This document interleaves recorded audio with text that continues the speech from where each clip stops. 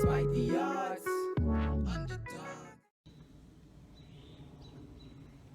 Today's video isn't on this guy, it's on that. Let's get it started. Hey guys, it's finally back on the channel for the first time in probably about 2 years. For those of you who have been wondering why this car has been lurking in the background on all my videos that I do, like the Boosted Mafia vlog series and stuff like that, quite frankly, it's because there's no one that basically drives this anymore. Basically, the long story is on why this is still here. For those of you who have been subscribed for a very long time, remember this was my first car.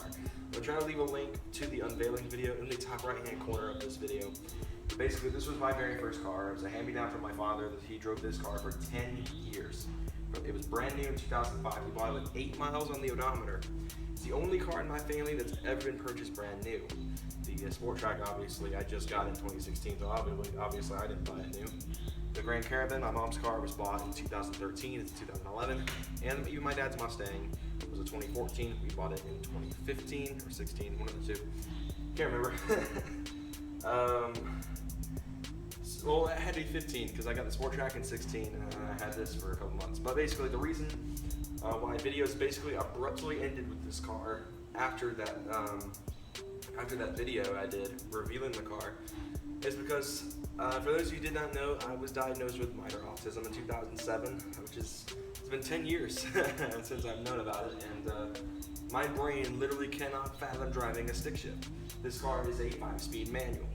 It's old school, just no assist on this thing whatsoever. It's loaded for the time, but under the hood it's a 2-liter inline 4-cylinder. I believe it was called the Zeta engine. As I want to say that was what it was called. It's a non-GDI motor. A lot of Kias and Hyundais these days have GDI motors. This one does not feature one. It is still too old. And a lot of people were saying back in the day around this time that Kia's quality was, horrible. And I can say so, but this car right here is dependable, and I absolutely love it. I miss driving it all the time because even though I sucked at it, I still enjoyed this little car. And it broke my heart when my dad was just like, let's just get you something with an automatic. Granted, the Sport Track definitely was a blessing. It's a great truck. It's sitting behind the camera right now. You guys can't see it. But I definitely miss this car, and I have fought so hard lately to try to regain possession of it and learn how to drive stick in it. Because I'm determined to learn how to drive stick. I'm not going to be the only car guy in the world who can't drive stick. But I think you guys deserve an update on this car. And I'm going to get the camera off of that, and I'm going to walk you guys around the car a little bit again, just to show you what's happened since the 2 years since I made the unveiling video on the Spectra5. So let's get into that. So in 2 years, not much has changed. We replaced one of the motor mounts for this engine because this 2-liter had broken 2 of its motor mounts, one of which we had known about, which had been replaced, and obviously not going to pop the hood because don't have a lot of space to even get in the front of the car. Stereotypical rose tires, front scratch. This actually was caused by my dad, not me. Don't even go there. The Sport Track does have one on the right side. You guys can kind of get a glimpse at here in the corner. But the Kia, of course, if I would have kept it, new paint all the way around. Because Kia, the one thing left over in this car that from their horrible quality days was the paint. This paint is absolutely shredded when it comes to paint jobs on cars. My favorite aspects of the car, obviously these 17s, I want to say. Let me see if I can find the tires. 18-inch Motegi FF7 race wheels. It's got the nice little center cap right there. That's got the lug nuts hidden underneath it. Of course, like most cars. This is running a 225/40 tire, and they're all the way around, same wheels. He used to have another set of Motegis on this car, my dad, but they were gunmetal gray. I wasn't talked him into going black because I just love the look of black wheels, and I thought a red and black color scheme on this car would look really good. The other plan I had, if I were going to keep this, was coilovers, because obviously this car, it sits pretty low. I mean, it looks good, but I would love it to be not stanced with all the camber and crap, but I would love this car to be just a tad lower, maybe an inch or so. One of my favorite mods my dad did, Objects in the Mirror Losing. It was one of the things I love about this car is it's just got a lot of character. So we'll hop on the inside. Oh, it's locked. Well, that's interesting. My dad managed to get one of the doors to lock. I don't even want a chance opening the door, even though the car alarm isn't broken. There we go. Get access to the back of the car. Ow. How did he manage that?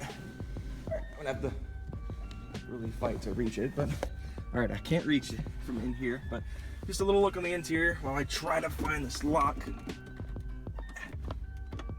I think, got it, cool. So the reason the car alarm isn't going off right now is because the battery's dead. It's been dead for months since I stopped driving it. It's because the trunk got left open. I am now covered in spider webs. It's been that long since this car's been sat in, really. We'll go ahead and hop up front.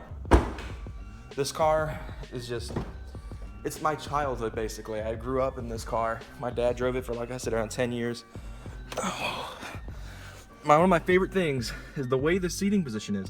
You know, you get this nice view. Clutch. It's been a long time since I sat in an actual manual car. And definitely one thing I was going to do is I was going to take this guy off because it's factory shift knob from the car. It's got really long throws in the shifter. Kind of like a truck shifter. It's not my favorite shifter. I tried to push it down like my G920 shifter. But I would love to get possession of this car again. Hazards here. I love the interior in this car. It's one of my favorite things. It's almost like a minivan kind of dash position and stuff. Digital gauge. It's got the digital odometer, something my 2003 truck does not have. It's been wired up, of course. It had underglow at one point. It also had subwoofers. My dad's taken those out though. Custom Sony head units. This is something I loved about this car and why I bought a Sony head unit for my truck. It's actually the most popular Project Explorer episode ever. Old school mechanical handbrakes, something the truck also lacks. Center console, it's actually a center console, not a bag.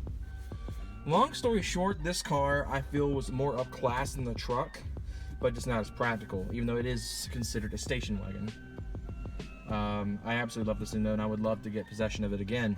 I've been trying to fight that for a long time now, but my dad won't do it. So obviously, all he's got left in here, insurance papers, there's the mail. Probably nothing for me. So yeah. A lot of cool stuff still in this car. I think it is low on gas as well. The last time I drove it, the gas light was on. So cruise control, of course. The little windshield wipers here. It's actually controlled speed through the stock. It's not controlled through the like a switch like mine is. And then it's got the blinkers, the headlights. Really short, like kind of throws, I guess you call it, on the stocks. Of course, you got your dimmer switch right there, dead pedal. One other thing I really liked is the aluminum pedals in this car. See, the clutch is a long travel clutch. It's very similar to a truck. Like I said, this car does have a very long clutch travel and a very long throw. Gas pedal over here. This car, one thing I did like is this was literally just to get it to move. You really just had to touch the gas that much. My problem with it, mainly why I didn't keep it, was launching, and I had a bad habit of roasting the tires. That's kind of where I got the name from originally, was I was shredding the tires apart when I would try to take off in this car. So I would love to get possession of it again. I'm gonna keep fighting for it, and my parents are just very harsh on me for it. But I think if my little brother doesn't get this car for his first car, there's no telling if and when that'll be determined. I'm still gonna try to fight to get this car back, because I thought a lot of cool stuff I could do to this thing if I were to get it back. K20 swap is the number one thing, because like I've said, the 2-liter Zeta engines or whatever's in this car suck. And the mail lady just gave me the weirdest look. Oh, she's out there right now. But pretty nice car, I think, and I'd love to get this thing back. Brakes are very stiff. One thing I would change for sure is the pedal face, because they're just not very big. I wear a 10.5 in shoe size, and this thing is like overlapping the pedal. And probably like modify the clutch, because I'd probably go for a twin disc or something like that in this car, because I'd probably track it. I'd probably use this as an autocrosser, because front-wheel drive cars, they're not good at like official like road racing on like a racetrack, anything. I mean, sure, you can see the Time Attack Civics and CRXs do really well, but this would be pretty cool to do just an autocross build with, you know, racing seats. Obviously these seats aren't very, see if I can kind of demonstrate. You get a little bit of movement in these things. Of course, not as much as in the truck. The truck's got extremely large amounts of play in the seats, which is why I've debated getting seats for it anyway. But yeah, this is my first car, and I'm revisiting it for you guys, because I promised you guys in the last Boosted Mafia vlog I did that I would show you guys an update on the Spectra. Like I said, nothing much has changed, and I'm still really wanting to keep this car, because like I said, no one drives it right now. My dad dailies the Mustang. He's debated building this back up, getting it running again, putting it on coilovers, maybe an exhaust, and start taking it to caffeine and octane instead of the Mustang, this being his show car. My brother has fought to get it to be his car. I fought for it to keep it in my name, but who knows? There is no license plate on it. I believe the registration is suspended on this car, which is why it's been in a garage for months now. But hopefully we'll do something with this car eventually, and I'll take you guys along for the ride, because this car means a lot to me, and I would just love to keep it. Thank you guys so much for watching this video on revisiting my first car, the Kia Spectra5. And thank you guys again for watching. I'll see you guys soon.